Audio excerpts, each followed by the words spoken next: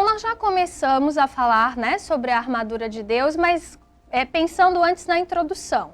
Vimos na mensagem anterior que é importante estar firmes para que possamos resistir no dia mau, resistir no momento de dificuldade. Hoje a gente vai falar um pouquinho mais sobre isso. Resistir a quê? Né? Nós vimos no programa anterior resistir quando? No dia mau. Mas a quê?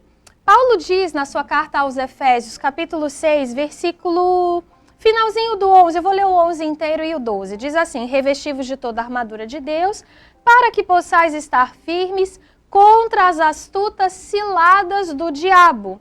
Porque não temos que lutar contra carne e sangue, mas sim contra os principados, contra as potestades, contra os príncipes das trevas deste século, contra as hostes espirituais da maldade nos lugares celestiais.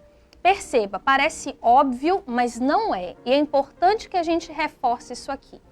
Tem gente que vem para a igreja, conhece a palavra de Deus e começa a achar que todas as pessoas que não concordam com aquilo que ela crê são inimigas. Elas começam a lutar contra pessoas. E aí elas vão se opor, muitas vezes, aos pais, aos filhos, aos irmãos. No primeiro questionamento sobre fé, ela já vai armada.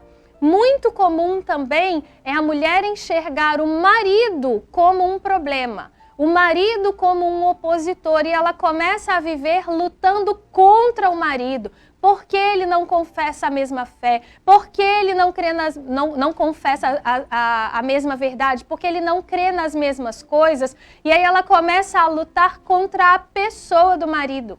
O ministro Saddam sempre conta na igreja, e é divertido, porque às vezes a gente faz uma campanha e ele diz assim: olha, agora tu vai falar o nome do seu problema. Muita gente fala o nome do marido, fala o nome do filho.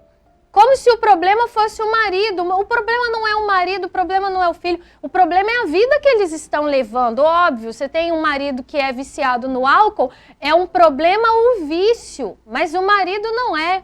E Paulo está dizendo aqui, olha, são ciladas do diabo, são espíritos das trevas que existem. Não adianta você achar que eles não existem, porque não vai mudar o fato da existência deles, e que eles são da ordem do invisível.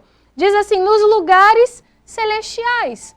É contra o diabo que a gente precisa estar firme, porque o diabo vem senão para matar, roubar e destruir. Ele vem para te atacar, isso é fato, não há o que impeça.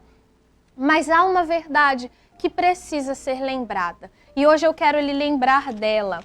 Efésios, capítulo 1, tem muito crente, sabe, que vive com medo do diabo.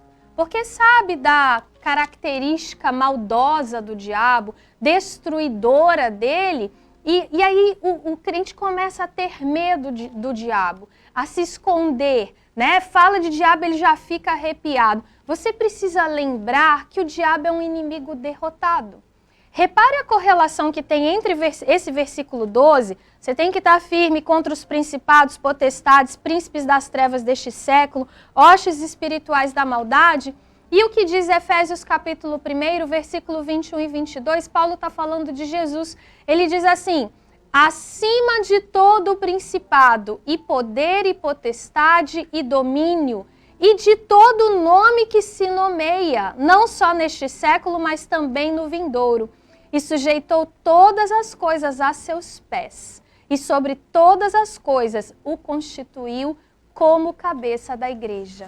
O diabo vem para tentar te destruir, mas acima dele existe um que tem todo o poder, diante do qual tudo está sujeito. O diabo não é mais poderoso do que Jesus, ele não tem mais força do que Jesus. E é por isso que Paulo está dizendo no versículo 11 que você precisa se fortalecer no Senhor e na força do poder dele. Você precisa se revestir de Jesus, porque ele tem poder para resistir a qualquer levante do diabo. Ele derrotou o diabo, o nome dele está acima de todo nome. O diabo está debaixo dos pés de Jesus. E se você estiver junto com Jesus, se Jesus for a sua armadura, você conseguirá resistir e permanecer firme.